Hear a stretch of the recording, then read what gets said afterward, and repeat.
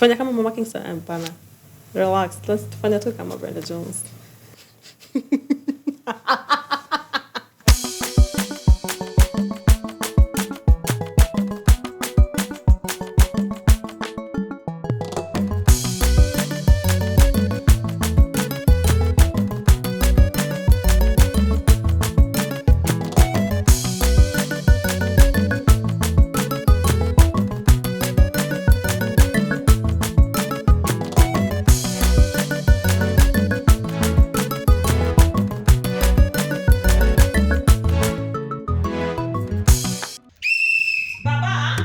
Mheshimiwa Plezdent, Chief of Executive. In the last 24 hours, tumekuwa tukilala kwa kiti, tukikula sausage. Hello everyone, my name is Brenda Jones. I am popularly known by you as Mama Kingston. Mama Plezdent. Kingston ndio tumeamuka, tumeingia kwenye hapa na tuko na 5 na penali. Hammers. Anywho, I am a radio presenter at Sauti Radio. I am a social media influencer. I'm an online comedian. I'm a blogger, a writer, and I'm everything in one. Yes. See, we see each other in this interview.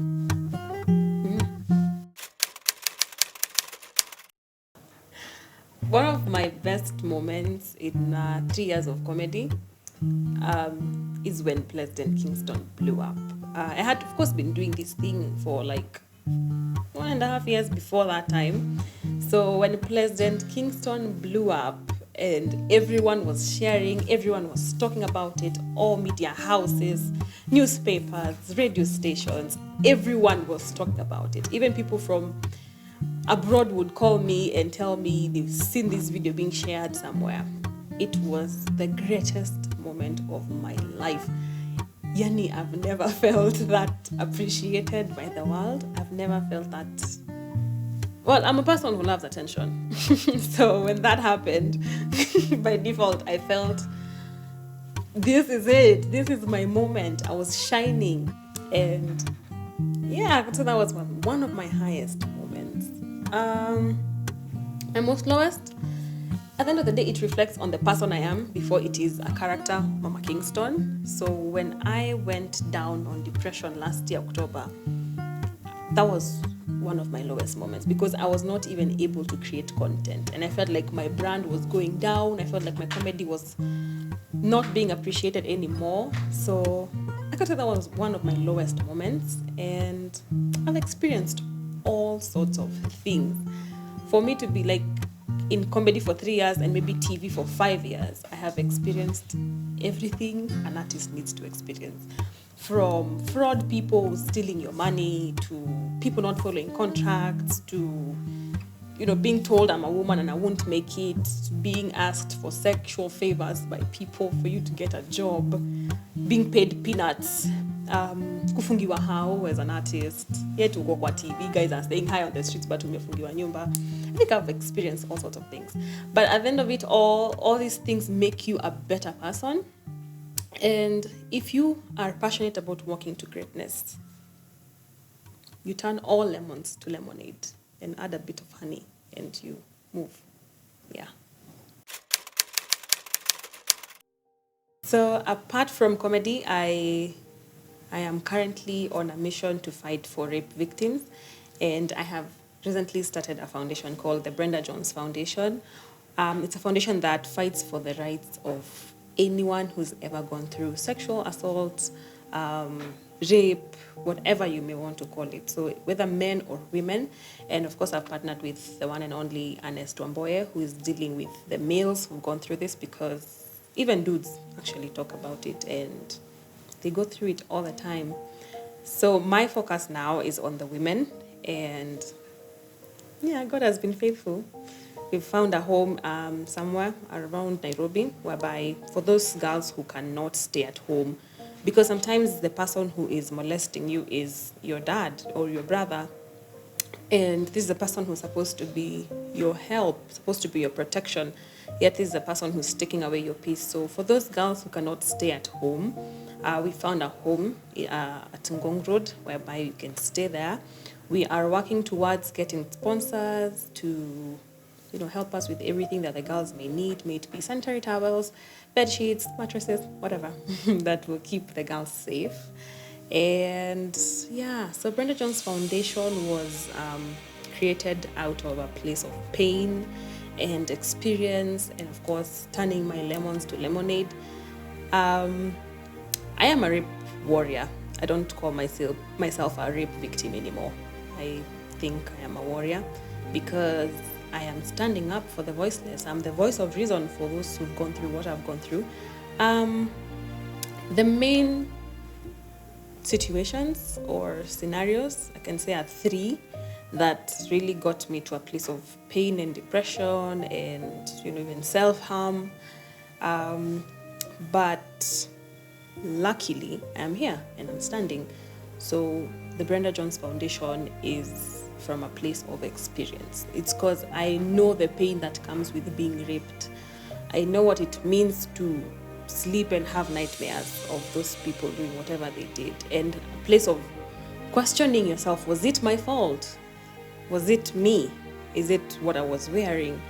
But then being raped at 5 is still something, till date, I still don't understand what prompted that person to do that, because at 5 years old, I have nothing to show. I'm like tiny. So I still wonder what would push you to molest a 5-year-old. And so I never spoke out until I was all grown up. And my family had nothing to do because I'm grown up. Those people left and they're moving on with their lives. So I am here to stand in the gap of you who has no one to tell. I want to be the person you talk to.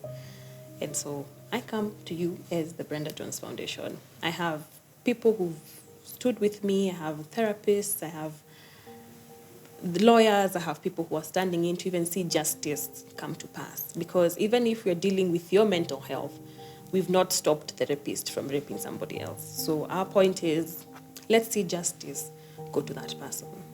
And yeah, that's the Brenda Jones Foundation. Sexual harassment starts from someone touching you to someone spanking you without your consent. And I'll probably give an example of the second time I was molested. It was an uncle. And it started off with him touching my breasts. And he's walking me home, and then he starts doing that. And when I asked him, he says, I am your uncle. I'm trying to know if you've grown, And at some point, I felt uncomfortable. And so I told his wife, who was now my mother's sister, and I told her, your husband has been doing this and that. So he comes to my home and says, I'm trying to destroy his home. He says he's a churchman. There's no way he can do whatever he did. And so I got a beating of my life because at the end of the day, who will you believe? Is it the grown-up or the child? So they actually believed the grown-up, who is a guy from the church. And so the day he molested me, I had nothing to say. Because at the end of if I said day one and you guys didn't believe me, what will make you believe me today that I'm actually telling the truth? So I never spoke about it. So sexual harassment starts from there. And as long as a man is touching you inappropriately, or even for the dudes, most men who've come to me say they were molested by their house managers and when they were little boys. And as long as whatever someone is doing to you is inappropriate and you don't like it and you're not feeling peace about it, it is wrong. And I've seen this, not sorry to say, pedophilia nonsense, that people have rights to fall in love with children. That is honestly, to me, assault and harassment. It is not even right for a minute. So as Brenda Jones Foundation, we have a helpline that you can call. I believe it will be running somewhere on this video, that you can call us and let us know if someone is doing that. We will do our best to even expose them, to get justice to come their way. So I have had many of you tell me that even if we report to the police, they'll be released anyway. But we are working with serious lawyers who will make sure that justice is served for you. So if you're out there and you need help, we're here for you and you're not alone. And I think I posted this on my social media. I said, I am not sorry to say, but shame on you if you have touched a woman inappropriately, if you've done anything to a woman that felt wrong. And for you who watch other men do this and you don't tell them it's wrong, shame on you. It is not even right. Because I saw a video recently of a lady from Buruburu. She was talking about how she was spanked by a kid, not even a kid, a grown-up boy on the streets. So this boy spanks her and rides his bike off and spanks the next lady. And when this lady told some dudes over there, they laughed about it. They were like, kwani it's a big deal. Si ni kuspankiwa tu. But that is not right because that is her life. It is her body. You're not entitled. And I've seen most men, even in the streets of Nairobi, you touch someone and your fellow men laugh with you because you've done that. And it's super, super wrong. It's not even right. Consent is very, very important. Just because we are friends, just because tumezoeana, just because we are married, you're not entitled to my body. It's only right to ask for my consent.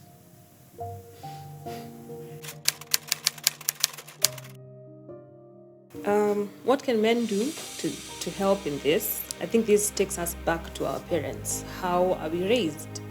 And I would pose the challenge to parents. Talk to your children. Talk to them. But I think the biggest fear is even the people who are expected to talk to us about it are the ones doing these things out there.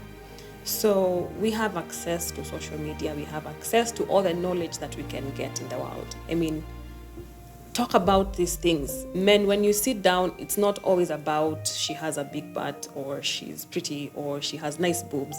Sometimes it's about what can we do to change the society? Because I think it hits different when it's your mom or your sister or your friend or your wife who's been molested. And there's no need of us getting to a place of self-experience so that we know these things are wrong. And I usually say sometimes experience is not the best teacher because once it's my sister who's gone through it, then I know the depth of it. Once I see her, maybe one of the ladies who we are working with right now shared a video of how she's been cutting her hand so badly, like extremely badly. She's been bleeding. She even has bandages on right now. So it's not right that until I get to see my sister going through that or my mom or my daughter, that's when I understand this thing is wrong. I think as men, you guys should, when you sit in those small groups and talk about how to change the society. You know, those men who have the power and the popularity to talk about these things on your socials, on TV, on radio, wherever you can, talk about these things. Show those young boys it's not right. Even in schools, male teachers should get the chances to speak to boys and tell them that it's wrong. That even if a woman sleeps next to you and she has not given you any reason to touch her, ask first. Women are not objects. You know, a woman's body is not an object. So you're not entitled. No one is better because of their gender. Just because I saw somewhere, someone wrote this and said, I don't know if men think they are more powerful because God is a he. So that gives them the power to think they are more powerful than women. So it's not right. I still advocate for saying it's not right to think you are better because of your gender.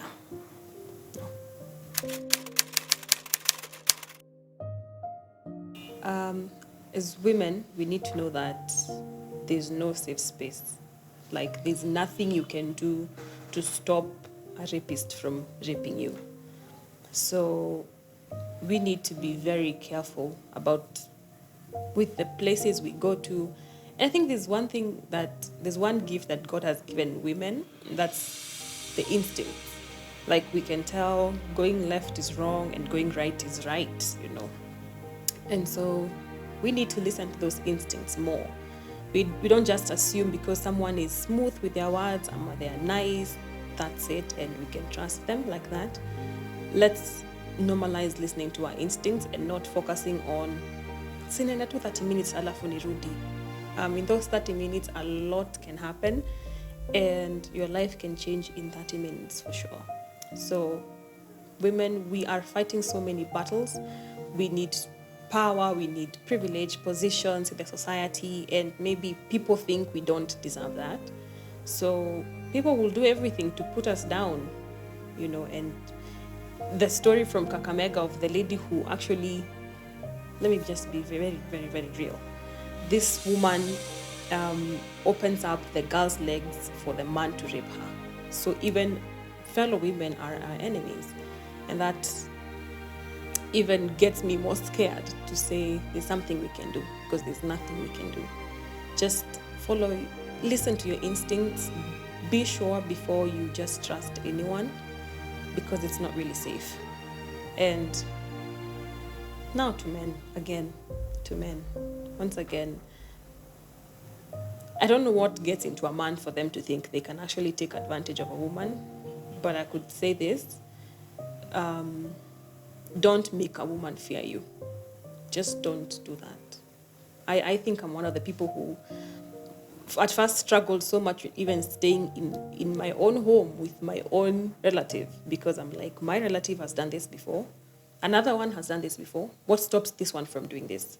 So don't make women feel like they can't even sit with a man. Mpaka when you get to a matatu, you're thinking, how many men are in this matatu? When you get to an elevator, you're thinking, is there any other woman? You can't even use an elevator because you're scared. And it's not even funny, by the way. It's not. One of the women, again, has shared, she's married, but she shared she's always scared of her own husband. Yet they're even married. But she's even scared of sleeping on the same bed with her husband because she has gone through this before. So I don't know where we're going as a society if I am scared of my own husband, I'm scared of my own brother. Let's just make this society a safe space for everyone, for children, for women, for men, for little boys, house managers who are women. Make the home safe for that little boy. Not until they grow up and they hate all the women in the world. Then you wonder what happened to this child. Again, to parents, listen to your children. You can tell body language from your child. If you come home in the evening and the baby is just clinging on you, try investigate, know what's going on.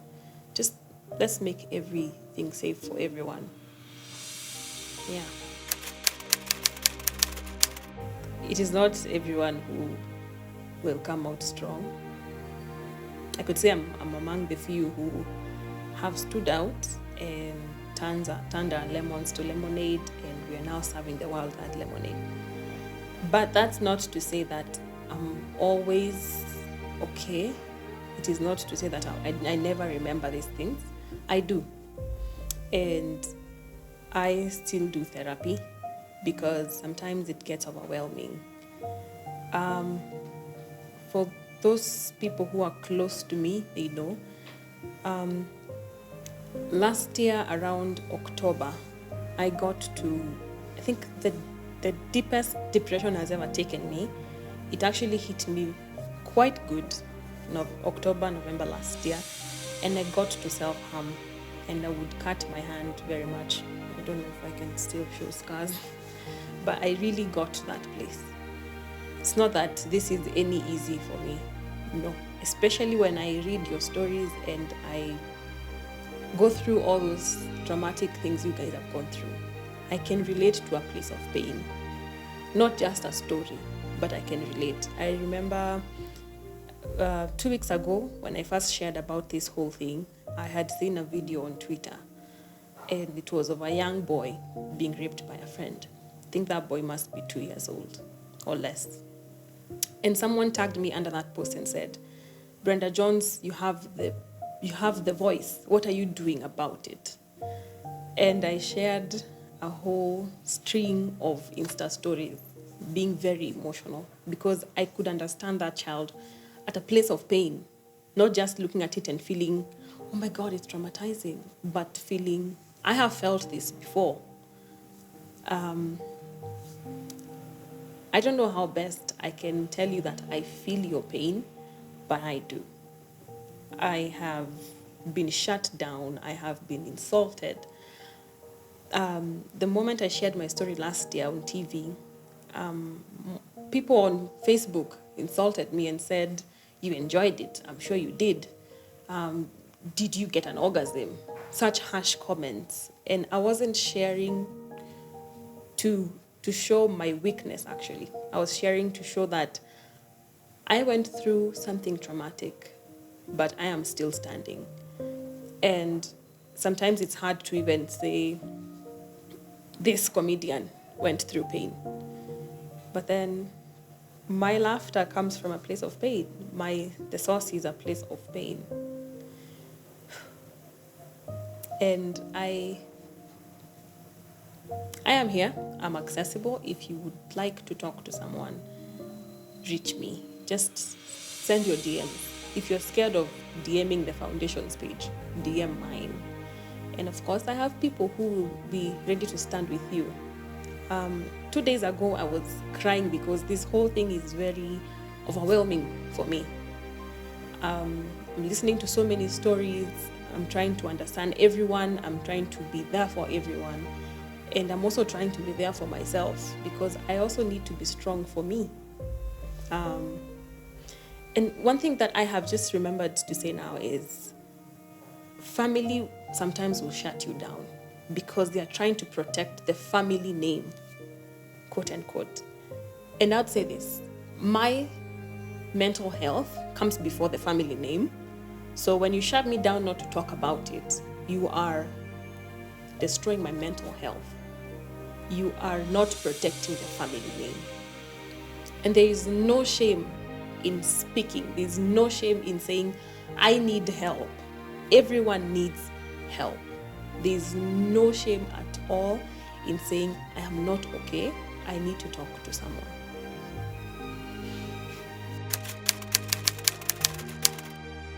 I'm not always happy. I can't say that. People say forgive and forget. Leave it to God's hands. Move on, let things slide, but that's not always the case. And me saying I'm standing strong, it's not to say that I have let go.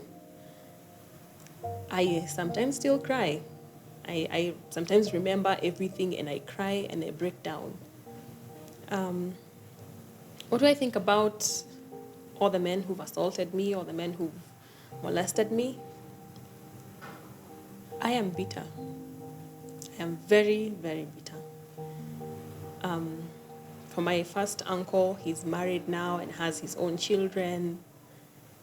And the second uncle, I don't know where he went. The third one is a pastor. He shared his photo of him and his fiancée on Facebook. And I quickly scrolled down and I went back and actually blocked him. And I just asked God, why is it that he's happy? Why is it that my uncle married and he has children? And years later, I'm here, still trying to get over what they did. And the question is, do they remember what they did to me? Is it as heavy to them as it is heavy to me? And PTSD is real. The post-trauma stress is real because I would even stay with someone that I am dating and still be scared. Do they even understand me? Do they understand the pain that I've gone through? Before you do this to someone, think about their future. It's not everyone who will end up being Brenda Jones.